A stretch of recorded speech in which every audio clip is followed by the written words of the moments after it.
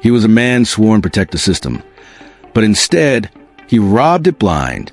A cybersecurity officer with the keys to the vault, who quietly orchestrated a $100 million scam that stretched across continents. For years, nobody suspected him.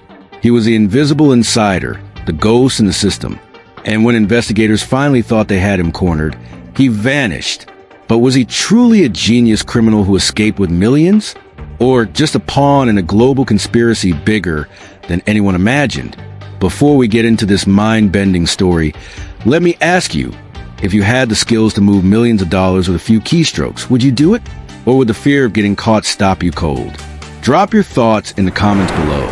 And if you love stories that blend crime, technology, and mystery, hit that subscribe button, because you're not going to want to miss what's coming. Our story begins in 2013, inside the quiet corridors of a mid-sized European bank. That's where we first meet our main character, Daniel Kroll. 36 years old, sharp suit, quiet presence. To most of his colleagues, Daniel was unremarkable, a man who preferred staring at screens to chatting by the coffee machine. But beneath that calm, almost forgettable exterior, Daniel saw something no one else did. He saw that banks weren't fortresses. They were fragile systems built on trust. Layers of software, networks, and protocols, all of which could be bent or broken if you knew exactly where to look. And Daniel knew. He was the one hired to patch the holes. After all, at first, the temptation was small. During routine security audits, Daniel noticed something strange. Fractions of cents lost in transaction rounding. To the bank, these discrepancies meant nothing.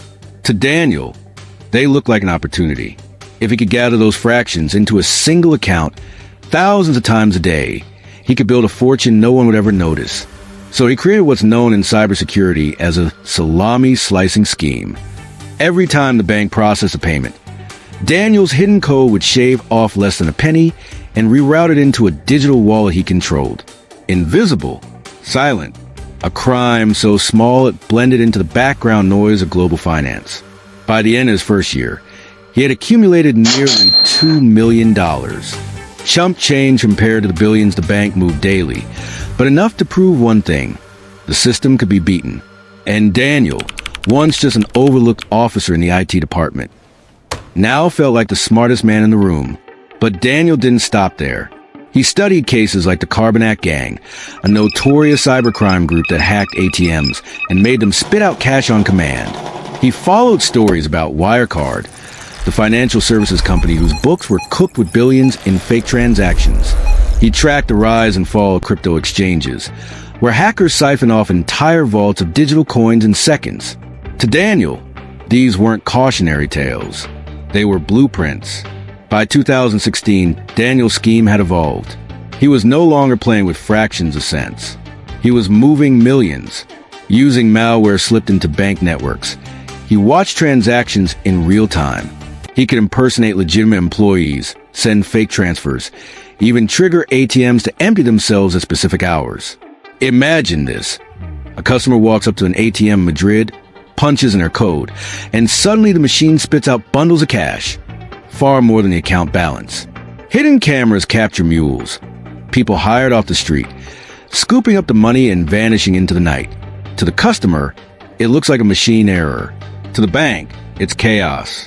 But behind it all, Daniel sits in his apartment, sipping coffee as his code orchestrates a heist.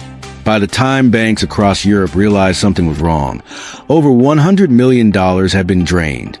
The scale was staggering. But here's the strange part. The money didn't flow into Daniel's personal account. Instead, it disappeared into a maze of shell companies, offshore trusts, and cryptocurrency wallets. He had built an empire in the shadows. Fake startups in Singapore, consulting firms in the Caribbean, even a charitable foundation that existed only on paper. To the outside world, Daniel looked like a rising entrepreneur, a cybersecurity consultant with global reach. In reality, it was all smoke and mirrors, carefully designed to wash stolen money clean. But as the money grew, so did the attention. In 2018, an internal audit flagged discrepancies across multiple banks. At first, it looked like software bugs. But when investigators compared notes, a chilling pattern emerged. Each bank system had been infiltrated the same way. Each breach traced back to the same type of malware. And the digital fingerprints all pointed to one name, Daniel Kroll. That's when the FBI's Cybercrime Division, along with Europol, got involved. For the first time, Daniel was being hunted. Agents traced funds bouncing through crypto exchanges, only to vanish into new wallets seconds later. They seized servers, raided data centers, and interrogated dozens of money mules caught withdrawing cash from ATMs. But Daniel was always 2 steps ahead. He had designed the very defenses investigators were trying to use against him. He knew where they'd look, how they'd track him, and which trails to cover. Every time they thought they had him cornered, he vanished into the digital fog. Then, in 2019, came the mistake, or what looked like one. A $3 million transfer surfaced in the Cayman Islands. The account? Registered under the name of Daniel's former university roommate. Suddenly, the ghost had a face. Investigators swooped in, freezing assets, seizing laptops, and grilling the roommate for days. But here's where the story takes its darkest turn. Before authorities could arrest Daniel, he disappeared. His apartment in Berlin was found stripped bare. His car abandoned in a long-term airport parking lot. Surveillance cameras showed him entering the terminal. Yet no record of him ever boarding a flight existed. It was as if he had simply walked into the airport and vanished. By 2020, investigators confirmed the scope of the crime. Daniel had orchestrated what experts now call one of the largest insider cybercrimes in history. Over $100 million stolen, possibly much more, laundered through an international web of fraud. Some believe he fled to South America, living under a new identity. Others insist the same cartel connections that handled his shell companies may have turned on him, silencing him to keep the trail cold. And yet, the most chilling possibility remains that Daniel never left at all, that he is still out there, somewhere in the digital shadows, perfecting his code. Because the backdoor he built into banking systems, experts say it may still exist, hidden, waiting, which means someone, whether Daniel or another hacker, could be using it right now. The story of Daniel Kroll remains unsolved.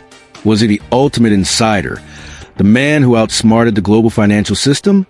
Or was he just a brilliant pawn in a game run by bigger players? Corporations, cartels, even governments? What do you think? Did Daniel escape with millions to start a new life? Or was he erased by the same forces he once manipulated? Let me know your thoughts in the comments below. And if you found this story as gripping as I did, hit that like button, subscribe, and turn on notifications because there are even more unbelievable true crime stories coming your way.